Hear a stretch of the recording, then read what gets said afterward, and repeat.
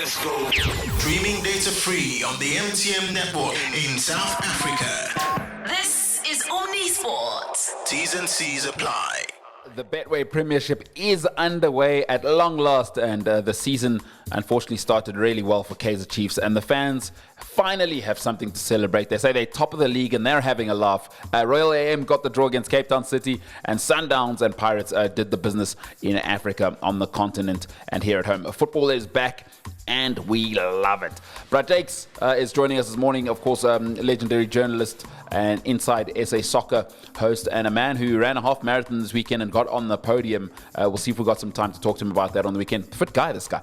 Brad Jakes, let's start in Naturena. 2-1 victory for Chiefs, but it looked a little bit dodgy at the beginning. They were 1-0 down after 7 minutes. Yeah, you know, when that happened, I mean, I found myself starting thinking, oh, here we go again. Yet another pathetics. Yeah, because think of it, Chiefs had not won an opening match of the season, I think, since 2019. So when they went down as early as they did, you start thinking, yes, Nabi is here, Mr. Prophet, but is the Prophet going to take Chiefs to the promised land?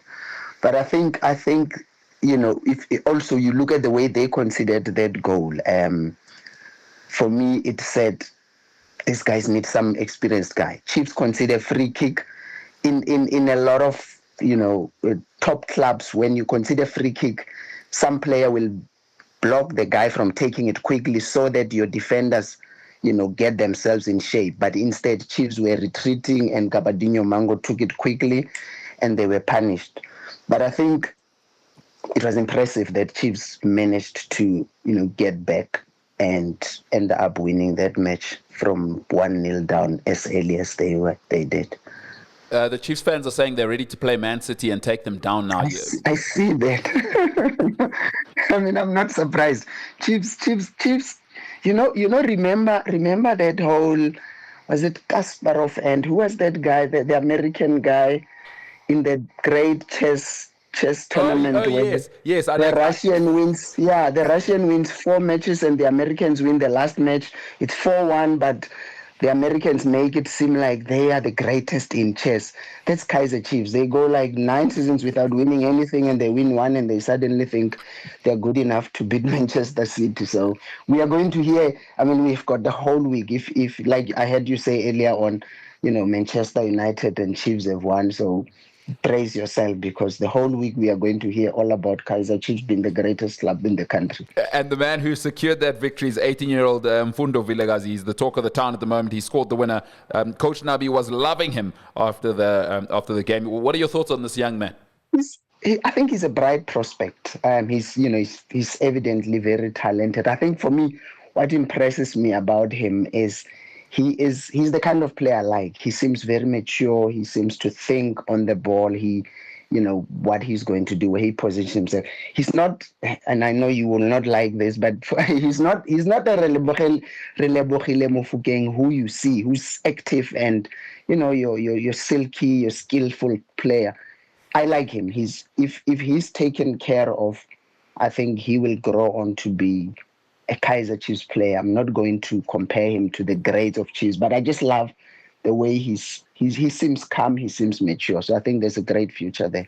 Yeah, the Chiefs do seem to have good academy players. They seem to train them up, like Stephen Mendes. I think he's in Norway or Sweden at the moment. Yeah, so they produce them, but they just don't hold on to them properly. They don't treat them. And also, there's some Gelo's one who started but got off. Everybody has been talking about Sam Gelo being a great prospect, but what has been happening in the past few seasons is these kids have just not been used. And although, you need to understand it's Kaizer Chiefs. Every coach that comes in, there's been pressure to produce. So you bring in the kids, they struggle a little bit because it will take them time to settle in. And then you are under pressure, then you put them on the sidelines because you're hoping your senior players, your experienced players will produce the goods. But I think if they are patient, the coach Nabi said after the match, please give me time, please be patient with me. But I don't know if you can be patient at Chiefs, not when you've got nine 9 seasons without a trophy. Yeah, that's going to be a problem for him. He's going to learn quite quickly that that fan base is that they've got a very short memory. 9 years ago, they're not interested in that. Is in their mind, they are still the glamour boys. Let's move over to a team that doesn't pay any strikers, doesn't believe in paying their players. John Maduka, though. It's not his fault. That coach put on a coaching masterclass for me. I caught the last 15 minutes of the game with all the noise around sort of Royal AM. For him to get a draw against Cape Town City, I think is a coaching masterclass. Yeah, look, I think, the one thing about John is adversity is something he knows very well. I mean, this is a man who previously coached at Bloemfontein Celtic, where there was exactly the same things, players not being paid. The club's future was uncertain because is it going to be sold? Will it not be sold? And he still managed to get Celtic performing and producing positive results. So I was not really, surprised that even, in the midst of all these stories about the club not paying, he still managed to get a point against Cape Town City. And if you remember John, I mean, you would know he played for Umtata Bucks way back then, where exactly the same things for players used to happen.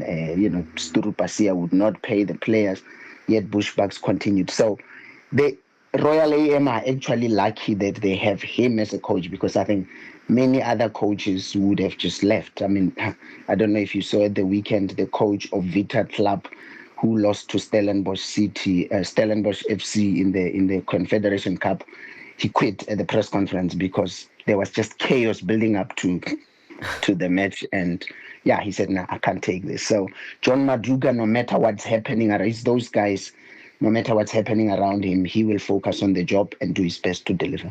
Which is incredible, because usually, as you said, for me, I changed my bets as Kevin and myself and you were discussing the prospects of the league. After I heard the madness of what Mamkees is doing, I put them down as a relegation candidate. I've put $100 on them to get relegated.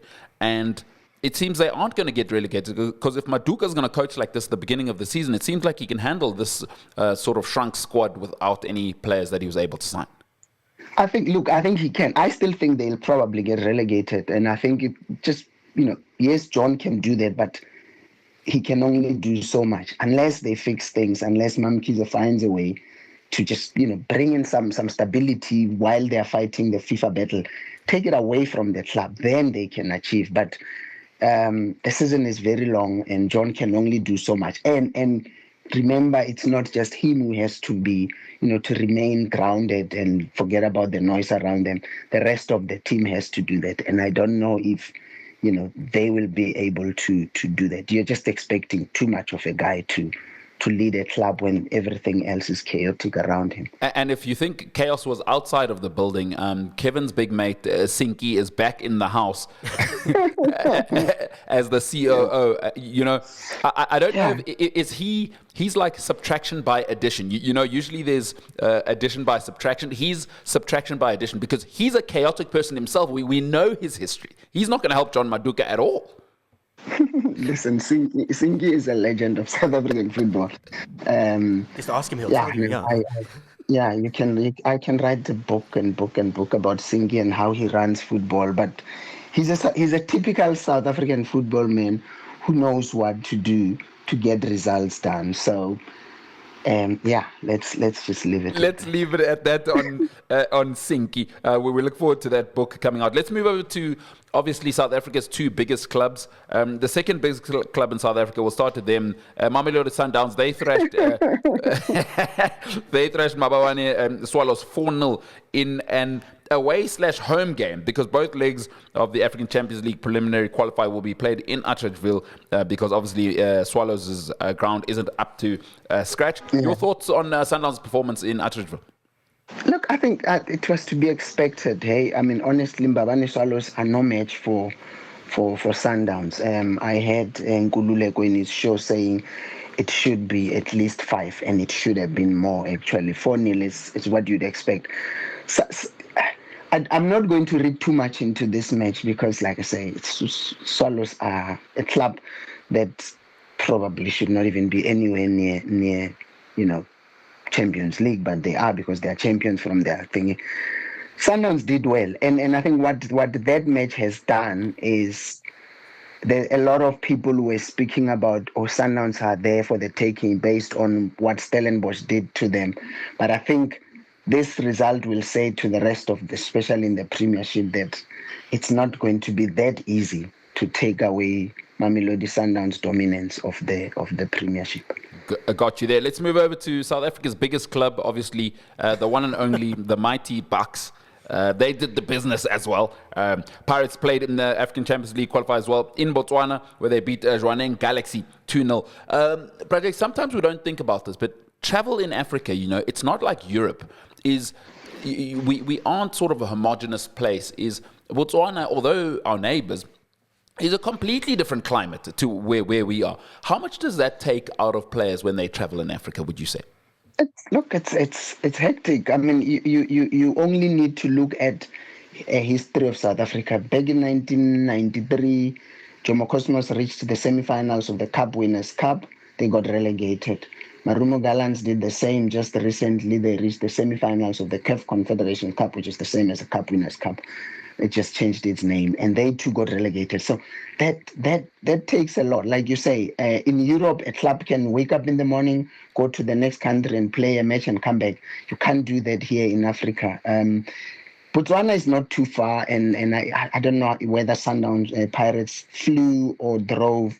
But when you consider that Pirates have been playing as much as they have, that takes a toll on the team. And that's why when teams go into continental competition, everybody says you need to have great depth. Sundowns have managed to do that. I don't know how much Sundowns have signed, but the Pirates in particular, I don't know whether they have the depth, because with this 2-0, I see them going into the group stages. And that's going to be a serious tester. I mean, you think Pirates are the best and you think they're going to win the league. This year will be a proper test of Pirates standing as you call them, the country's best. Can they do what Sundowns did, play every third match and still win the championship? We will see. Let's wait and see. Yeah. Rotation of squads is actually a difficult skill for coaches, and it requires patience both from the managers and from the owners. Sundowns, obviously, you're absolutely right. They have that depth in the squad. Pirates, they're a bit thin in certain places. I think so too. And also with Pirates, as you say, there's this desire. They want to win. I mean, they've been winning the small cups, your Nedbank, which. Yeah, if you win, think about it. You win the MTN8, you play 3 matches, you win the MTN8. So yeah, but this is going to be. I think this season is the biggest test of Pirates. Whether they are what they have they gotten back. This guy has done very well, Jose Riveros, to bring them back, to have them competing.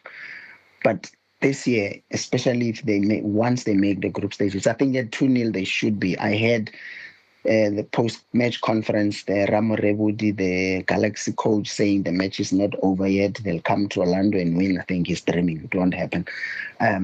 But yeah, this year is going to be a proper test for Orlando Pirates. Betway will be loving that. It's the Betway Premiership, of course. That's underway. African Champions League preliminary rounds are also underway. Brad Jakes, host of Inside SA Soccer and leading sports journalist in South Africa as well. Brad Jakes, what's on Inside SA Soccer today? We're literally looking back at the Champions League, CAF Confederations Cup.